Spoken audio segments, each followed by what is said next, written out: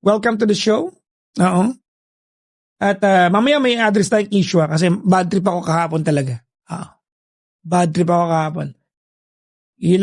Sa ilang tao, bad trip ako kahapon. Alright, oo.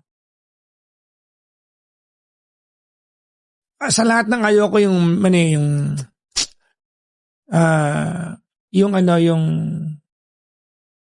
basta yun.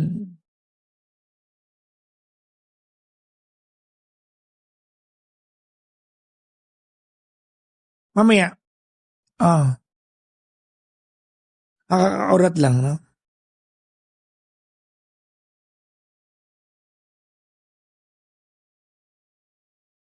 May ng konti. Sa duluhan para mapuyat kayo.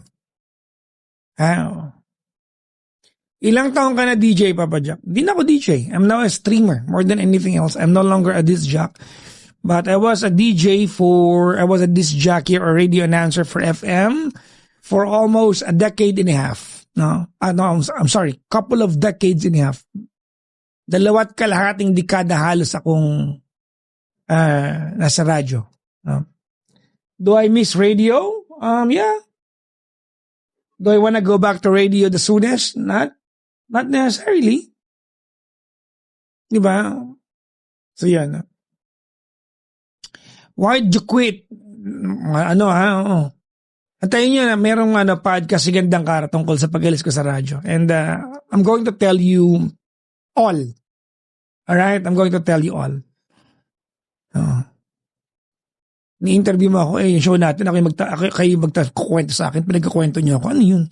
Why? Huh? Bakit? Share nyo naman. Ayan, dali. Kamusta kayo, guys? Galing ako sa Bulacan ngayon. Alam nyo lately, I have so much time on my hands to sabi ni Ellie V, go. Mamaya nga. I have so much time on my hands to spend with my family. No. Sa nanay ko, sa mga kapatid ko, ayan. I have so much time on my hands, di ba, that I spend with my family. Ang dami kong panahon ngayon, guys. I have lined up travels. May mga ilang araw ako in the next couple of weeks na wala po ako. Kasi I have to go abroad, no? Abroad tayo. Ilang araw lang din naman. So, ang saya lang. Ang saya ulit. Di ba? So much time and freedom. Di ba? Sige, abang wala pa, pag-usapan natin, mga kaibigan.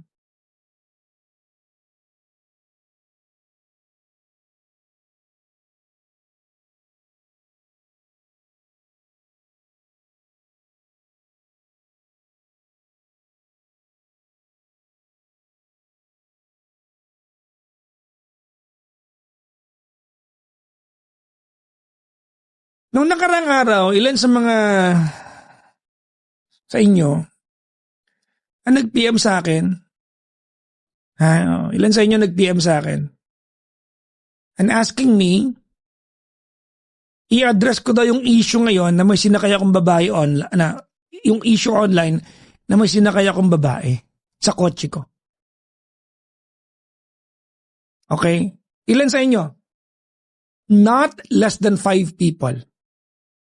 Okay, yung mga nakilala lang po ako through Petty Night, hindi kayo kasama dito. Pero chismosa naman kayo, chismoso. Makichismis na lang kayo. Alright? Okay. Unang-una sa lahat, anong pakialam mo kung nagsakay ako ng kahit sinong gusto kong isakay sa kotse ko? Kotse mo?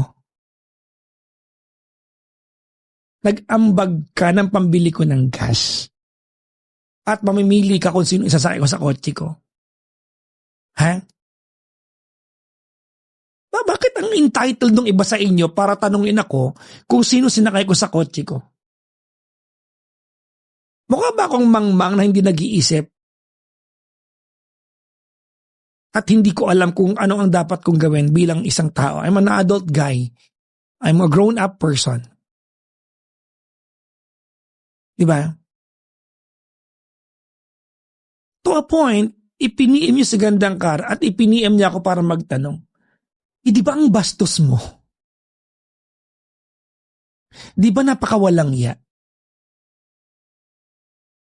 Di ba?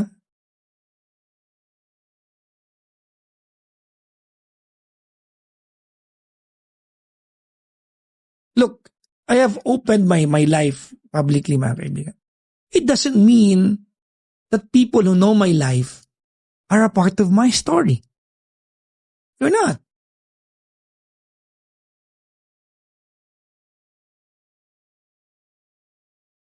Anong pakialam nyo kung magsasakay ako ng tao sa kotse ko? Ha? Anong pakialam mo kung magsasakay ako? Kahit sinong gusto kong isakay sa kotse ko, anong pakialam mo?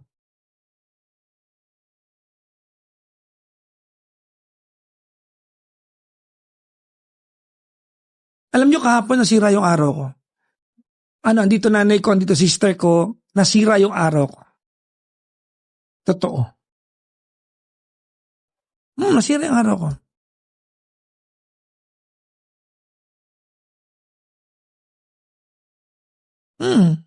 Totoo. Ginagawa niya yan sa ibang mga personality. Ang ako maliit lang naman akong personality. 'Di ba? Feeling ko natapos na yung panahon ko na I'm at the peak of my career. Tapos na yan. There was a time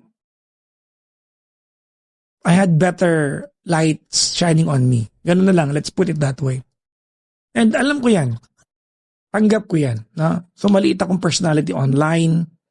That's where my personality lies on now. I'm a streamer. I'm no longer with radio. I do TV guestings here and there. I do hostings and whatnot. Di ba? Pero, yung iintrigahin niyo ako na para bang, ginagawa niyo sa iba eh. Yung, kung makapagsalita kayo sa mga people, advocate ako nito eh. Akala niyo may kinalaman kayo sa mga buhay na, ha? Akala niyo may akala niyo meron kayong,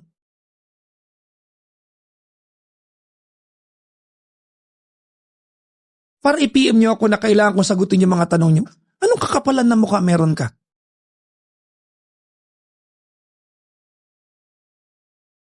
Ha?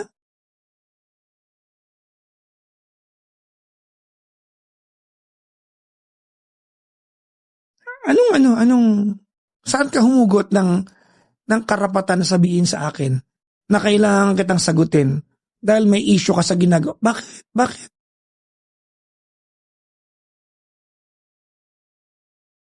Bakit?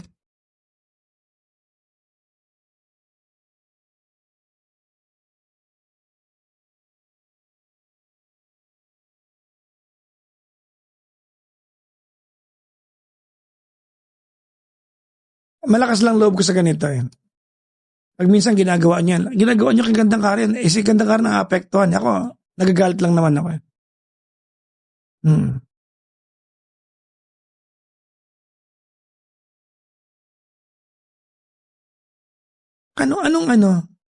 Anong karapatan mo, kayo mga nag-PM sa akin, para pagpaliwanagin ako sa mga bagay na ano ba? Anong bahagi kayo, ha? Nang dapat ko i-consider sa mga gagawin ko sa buhay ko na wala namang kinalaman sa inyo. Bakit? Magpapaalam ba ako sa inyo? Ha?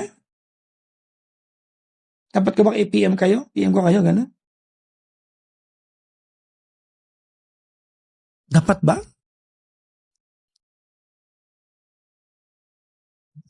Kailangan ko ba approval ninyo? Ha? Kailangan ba?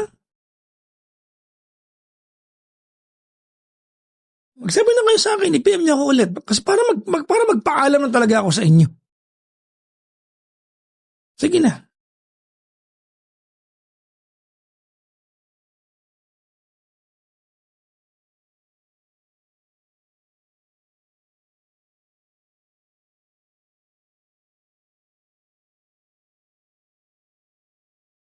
Dali na, please. Oh.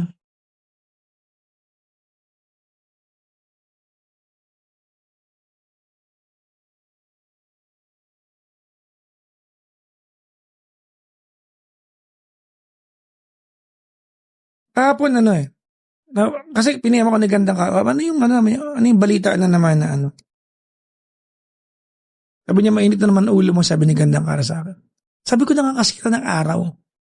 To a point na kailangan niya ako i-PM at tanungin ko ano yun. What? Mabait lang si Gandang Kara sa inyo kasi tinanong ko siya, sino yung mga nag-PM sa'yo? Ipadala mo sa akin kasi sisisahin ko sila. Hindi niya lang binigay sa akin eh. Sabi ni Danica, kakapasok ko lang, ba't ka nagagalit? Dahil sa'yo! Dahil late ka. Kaya kami nagwawala dito. Ha? Kung sana on time ka, Danica, hindi tayo nag-aaway-away, kasalanan mo to. Ha? Yung kakapasok mo lang. May kasalanan ka na kahit. Charot lang, charot lang.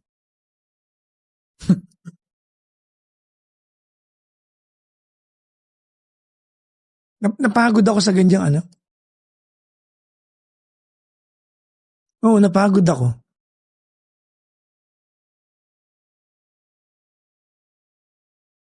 Sabi dito, sabi ni, screenshot mo na yan para makita namin, isa ka pang chismosa.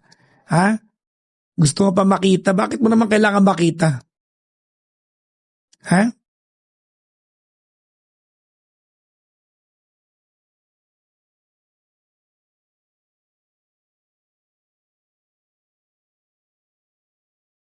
Sabi ni Michelle, kinakabahan ako kasi galit ka ba?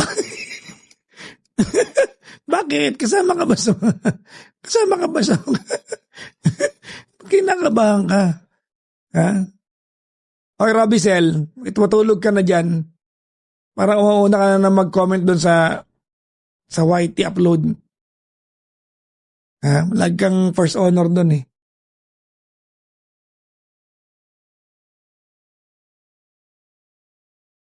Totoo mga kaibigan. No?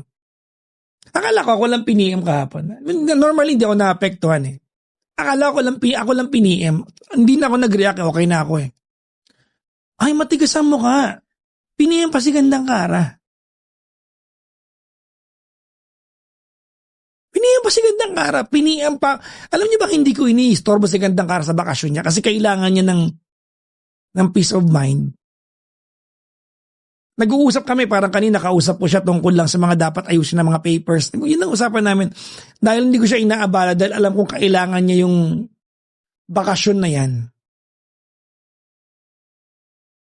Hindi ko siya ni-istorbo, hindi ko siya tinatanong ano ginagawa niya. Hinayaan ko siya kasi, diba, yung bakasyon na yan, kailangan niya yan.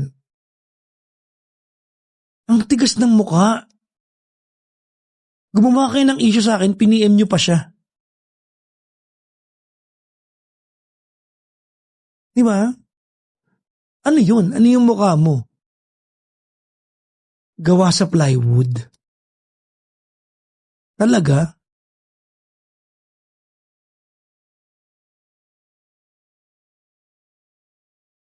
Na bad trip kahapon. Nasira araw kahapon. Kasi nasa party ako, di ba kakatapos lang ng guesting ko sa alam niyo kahapon, nanood ba kayo, di ba?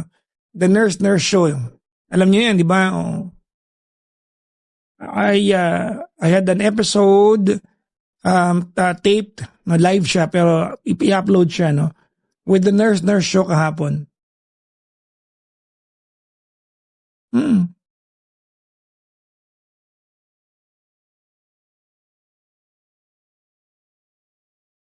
Next time nyo akong ganunin, kayo mga gumawa sa akin, papangalanan ko kayo. Last nyo na yan. Hindi kayo, please lang po, huwag nyo tawirin yung linya.